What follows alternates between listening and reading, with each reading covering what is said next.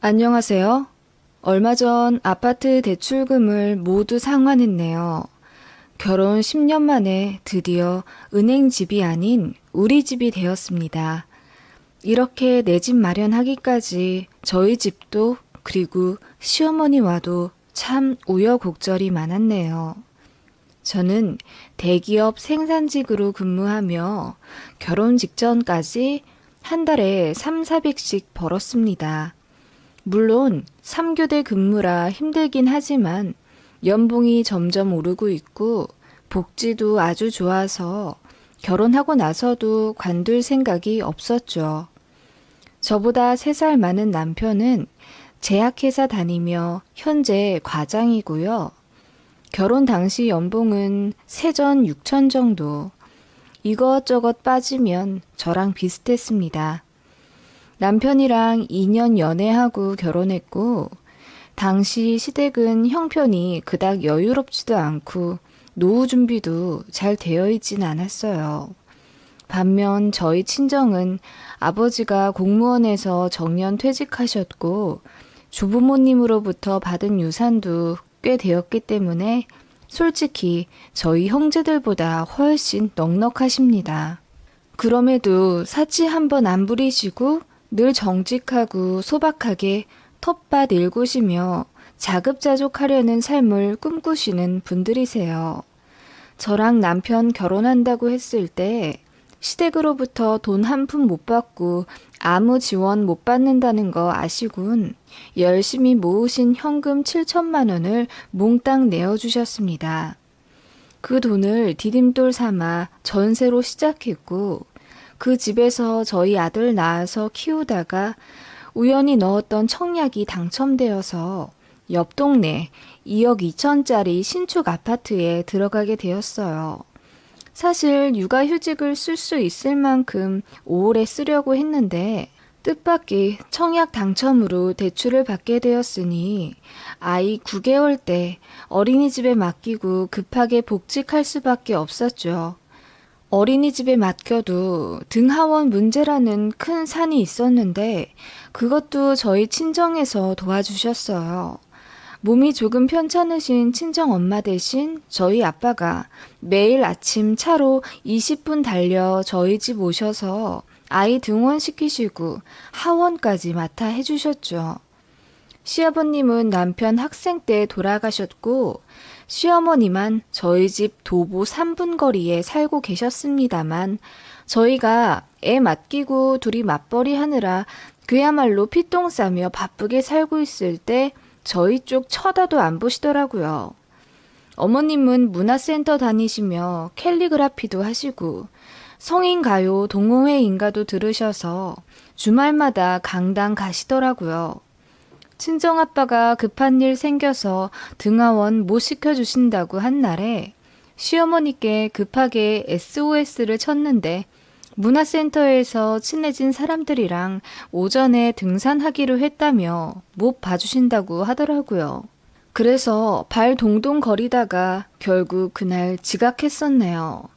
아이 3시 반에 하원만 좀 안 되냐고 했더니 그것도 안 된다고 하셔서 결국 그날 아이는 데리러 갈 사람이 없어서 저녁 8시에 하원하게 되었습니다. 깜깜한 저녁에 선생님 눈치 보며 아이 들쳐안고 오는 길에 얼마나 울었는지 모릅니다. 그때 처음으로 퇴사를 고민했었어요. 저는 3교대에 남편은 주말까지도 바쁜 사람인데 앞으로 이런 일이 더 많으면 많았지 적진 않을 것 같았고 돈 벌자고 걷지도 못하는 아이한테 몹쓸 짓 하는 것 같아서요. 시어머니에게 처음부터 기대려고 한 건 아니었지만 어머님이 결혼 초에 분명히 그러셨단 말이에요. 저희 일이 바빠서 애는 한 2, 3년 있다가 낳을까 한다 했더니 노발대발 하시며 남편 나이 더 많아지기 전에 빨리 애 낳으라고 낳기만 하면 애 봐주겠다고까지 하신 분입니다. 꼭 어머님을 철석같이 믿고 아이를 가진 건 아니었지만 솔직히 급할 때는 도움의 손길을 뻗을 수 있을 정도는 될 줄 알았습니다. 집도 가깝고요. 그치만 어머님은 아이 낳고 나서 저 친정엄마 조리받고 있을 때 집에 빈손으로 오시더니 정말 애 얼굴만 잠깐 보시고 친정엄마가 차려준 다가 먹고 일어나시더군요. 그리고 제가 애 봐달라고 할까 봐서인지 영상통화도 안 받고 아이의 발길을 당분간 끊으셨어요. 솔직히 서운하더라고요. 그래서 저희도 연락을 안 드렸더니 그제서야 손주 보고 싶다며 뜨문뜨문 놀러 오시고 비싼 옷 망가진다며 아이랑 한번 제대로 놀아주지도 않으신 채 정말 아이 재롱만 재밌게 즐기다가 가시더군요. 아무튼 그 일로 퇴사를 고민한다고 하니까 노발대발 어찌나 화를 내시던지 같이 벌어야지 요즘 세상에 외벌이가 말이 되냐면서 제가 일하기 싫어서 관둔다는 것도 아니잖아요. 솔직히 시어머니 너무 원망스럽더라고요. 잘 도와주지도 않으실 거면 차라리 애 낳아라 성화도 하지 마시지. 그래서 남편 가뜩이나 본인 어머니한테 냉하게 대했었는데 애 낳고 나서 모자 사이 더 멀어졌습니다. 처가댁에는 죄송하고 감사하다며 주말이나 시간 날 때마다 저 없이도 친정집 가서 친아들처럼 살갑게 이것저것 챙겨드리고 오더라고요. 저 몰래 뒤로 친정에 용돈도 많이 챙겨드리고요. 어느 날은 보너스 받은 거 200만 원을 몽땅 친정에 드렸더라고요. 나중에 저희 엄마한테 들어서 알게 된 거고요. 솔직히 시어머님은 입으로 구업을 쌓는 스타일이십니다. 제가 아이 낳은 지 2달도 안 되었을 때 빨리 출산휴가 끝내고 복직하라고 야단이시더군요. 남편 혼자 돈 벌게 하고 집에 앉아있으면 엉덩이 안 간지럽냐는 겁니다. 제왕절개해서 그 켈로이드 흉터가 덧나서 피고름이 나고 일주일에 한 번씩 드레싱 받으며 재수술 받을 정도인데 아직 회복도 덜 된 몸으로 일하러 나가라 등 떠미시는 게 말이 되나요? 조리원도 돈 빽들여서 갔으면 되었지. 무슨 2달째 쉬고 있냐? 요즘 여자들은 정신력이 없어서 문제야. 나 때는 애 낳고 바로 밭에 나가 일하고 공장 나가 미싱 돌리고 다 했어. 그러면서도 시부모님, 시할머니 다 모셨지. 어머님, 그땐 그때고 지금은 지금이잖아요. 어머님, 조리원은 남들 2, 3주 하는 거 저도 돈 아낀다고 일주일만 있다 온 거예요. 그리고 제가 몸이 다 회복된 것도 아니고요.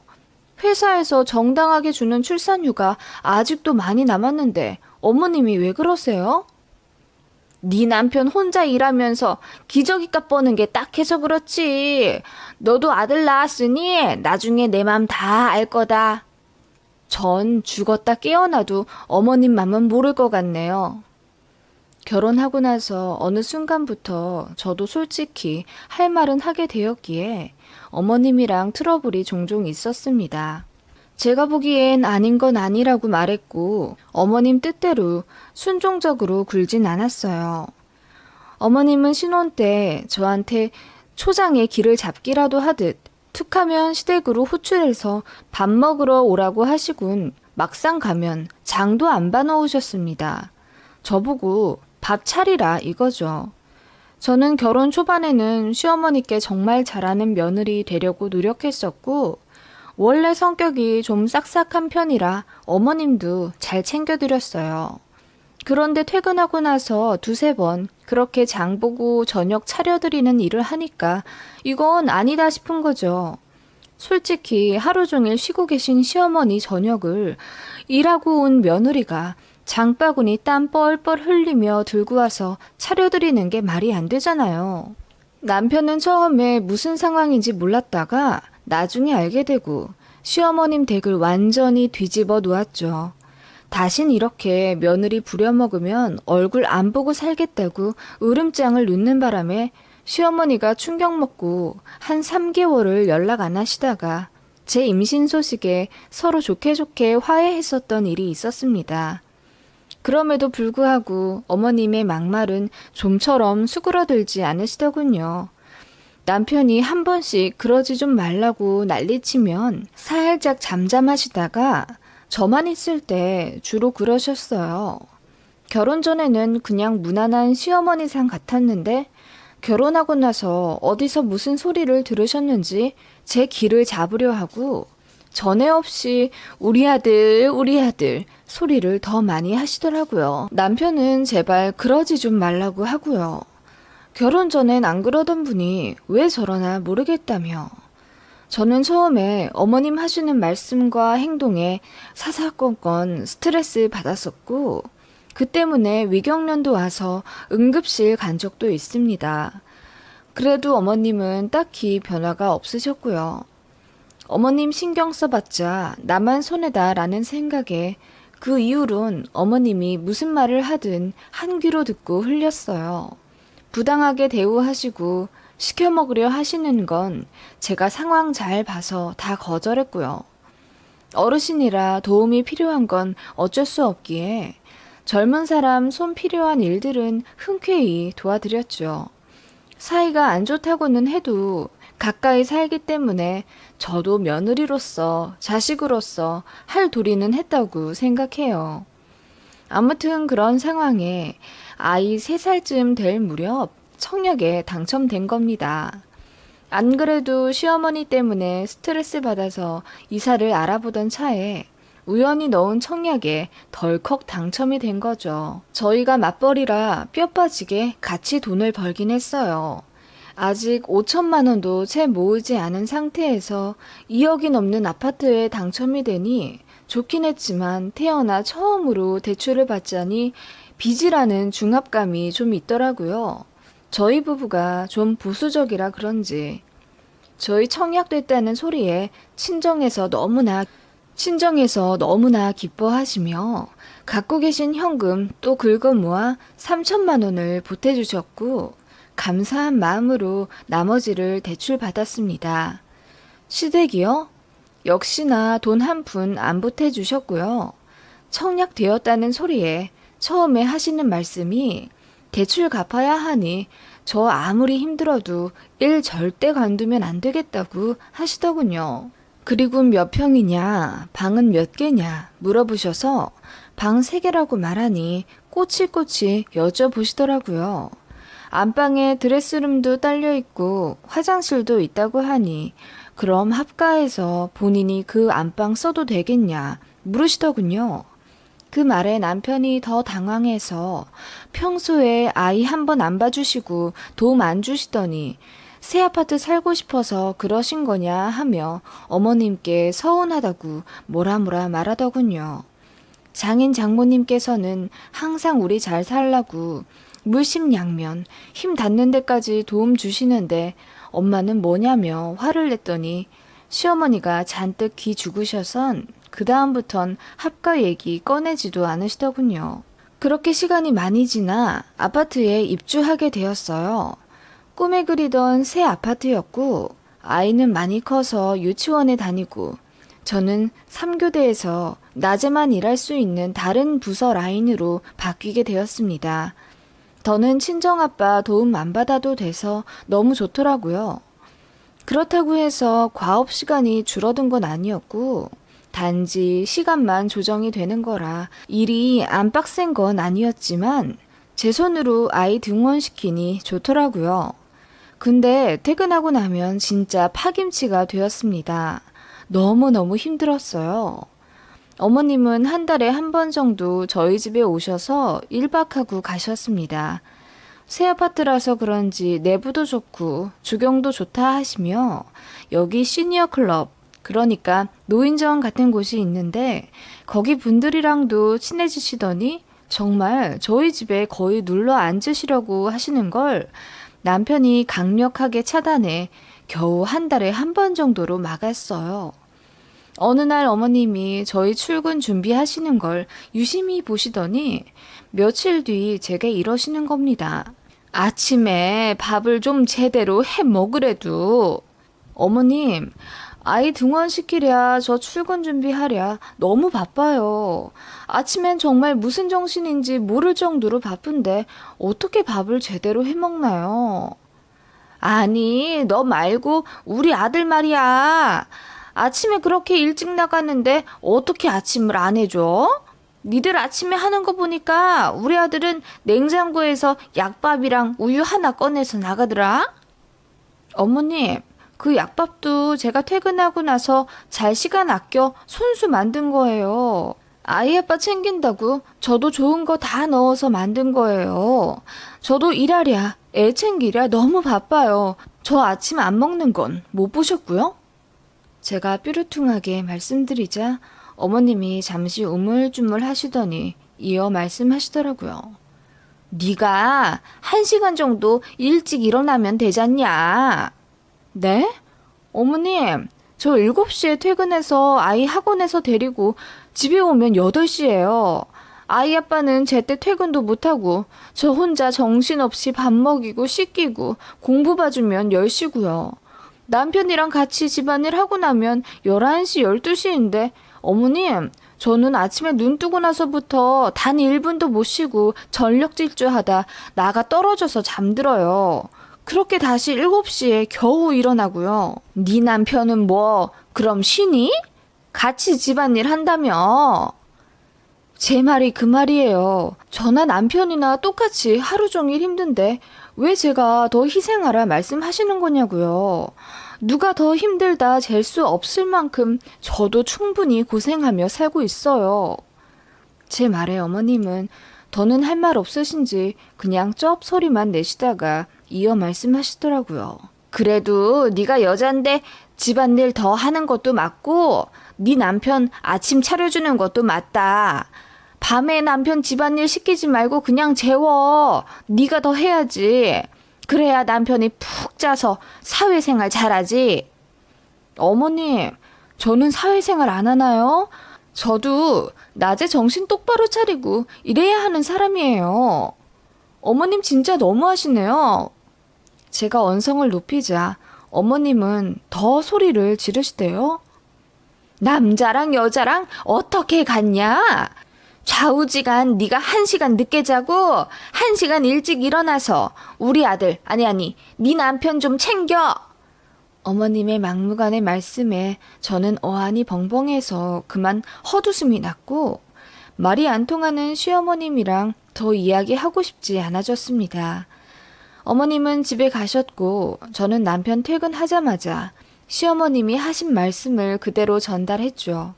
어머님이 내가 당신보다 1시간 더 늦게 자고 1시간 더 일찍 일어나라 하시는데 당신 어떻게 생각해? 당신도 그렇게 생각해? 그 말에 남편이 못 믿겠다는 듯 헛웃음을 치더니 뭐? 그러다 당신 죽어. 아님 내가 이혼당하거나. 엄마는 아무래도 날 호래비 만들 생각이신가 봐. 하며 농담을 했고 제가 장난 아니고 어머님이 정말로 그렇게 말씀하셨다고 자세히 말하니까 얼굴이 울그락불그락 되어선 이젠 더는 못 참겠다고 하더군요. 그 자리에서 남편이 시어머님께 스피커폰으로 전화를 걸었고 시어머님이 전화를 받자 남편이 언성 높여 말했습니다. 엄마, 와이프한테 1시간 늦게 자고 1시간 일찍 일어나서 내 밥 해주라고 했다는 게 사실이야? 그래, 바보 등신 같은 놈. 결혼해서 아침 한 끼 못 얻어먹고 뭐 하는 거냐? 바보 등신 같은 놈 하나 더 있었네, 우리 아버지. 뭐? 이놈의 자식이 돌아가신 아빠한테 무슨 말이야? 우리 아버지도 아침 못 얻어먹고 다녔으니 바보 등신이시겠네? 심지어 엄마는 평생 전업이었잖아. 일 한 번 안 했으면서 우리 아버지보다 먼저 자고 아버지보다 늦게 일어나셨잖아. 그건 왜 그랬어? 남편의 그 말에 시어머니는 우물쭈물 아무 말 못하시더라고요. 남편이 이어 말했어요. 엄마가 엄마 인생 산다는 핑계로 나까지 방치하며 돌아다니시니 아버지는 퇴근하고 나서도 허리 한번 못 펴고 세탁기 돌렸고 아침에도 내 밥 차려서 보자기 씌워놓고 나가셔서 그 새벽에 비가 오든 눈이 오든 아빠는 새벽 5시에 일어나서 당신 아침은 안 드셔도 내 밥은 그렇게 차려놓고 나가셨다고. 엄마는 방에서 코 골고 주무실 동안 남편은 어느새 감정에 휩싸여 눈물을 흘린 채 소리를 지르고 있었습니다. 엄마, 우리 와이프가 나한테 그렇게 했으면 좋겠어? 그래서 우리 아버지처럼 과로사 했으면 좋겠냐고, 어? 그 말에 시어머니가 같이 울음을 터뜨리시며 하나뿐인 아들놈이 말로 지 엄마 죽인다며 오열하시더군요. 나쁜 자식아, 왜 네 아빠 얘기를 꺼내서 이 엄마 가슴에 칼을 꽂아. 그래, 엄마 때문에 아빠 죽었다. 됐어? 이제 속 시원해? 속 시원해. 그동안 우리 와이프가 착해서 그래도 나랑 엄마랑 사이 안 멀어지게 하려고 많이 참고 애썼는데 이제 내가 엄마 보기가 싫어. 와이프한테도 미안하고 우리 처가댁에도 내가 낯이 없어. 그 말에 어머님이 더욱 절절하게 오열하시더군요. 그리고 이내 미안하다고 사과하셨습니다. 과부되고 외로운데 하나뿐인 아들은 세장가 들더니 지 와이프하고 처가댁 뻔질나게 드나들면서 아들 빼앗긴 느낌에 툴툴댔었고 그 마음을 며느리도 안다고 생각하셨답니다. 철없는 거 본인도 아신다고 고치려 하지만 평생 그렇게 살아왔는데 잘 안 된다시며 처음으로 속내를 다 드러내놓고 엉엉 우시더군요. 남편도 북받쳐 오르는 눈물을 참지 못해 꺽꺽 울다가 당분간 보지 말자고 하고 전화를 끊더군요. 저는 남편의 어깨를 감싸 안아줄 수밖에 없었습니다. 그렇게 어머님은 며칠 뒤에 제게 미안하다고 이제 말 조심하고 소중하게 대해주겠다며 장문의 문자를 보내셨고 저는 그냥 시간 좀 더 흐르고 남편도 감정 잘 추스릴 때쯤 연락드리겠다고 했습니다. 그 이후로 반년 정도 서로 연락 안 타가 추석에 명절 핑계로 식사를 하게 되었어요. 어머님은 전과 다르게 많이 차분해지셨고 저에게도 말 조심하시더라고요. 그리고 생전 주지 않으시던 용돈도 50만 원이나 넣어서 제 아들 주머니에 꾸깃꾸깃 집어넣으시더라고요. 그 이후로도 종종 아들 계좌에 10만 원, 20만 원씩 계좌이체 해주셨습니다. 남편의 말 한마디에 어머님이 이렇게까지 변화하신 게 신기하기도 하고 시원하기도 하지만 어르신이니 한편으론 마음이 좀 찡하달까? 그렇네요. 남편은 어머님과 아직도 서먹서먹하지만 그래도 해야 할 도리는 해가며 그렇게 지내고 있습니다. 저는 어머님으로부터 더는 스트레스 받을 만한 일도 없고요. 뼈 빠지게 맞벌이해서 아들 학원비도 부족하지 않게 대주고 집 대출도 다 갚았습니다. 아들놈은 훌쩍 커서 더 이상 아기 때처럼 손이 많이 가지도 않고요. 그럭저럭 모든 것이 안정적으로 되어가는 느낌에 저 역시 전보다 한결 여유로워졌네요. 대출금 상환하고 나니 이런저런 일들이 떠올라 글을 한번 써봤어요. 쓰다 보니 시어머니와의 고부 갈등 내용이 돼버렸네요. 아무튼 지금은 뭐 표면적으로는 사이 괜찮습니다. 쓰다 보니 조금 두서가 없었네요. 끝까지 봐주심에 감사드려요.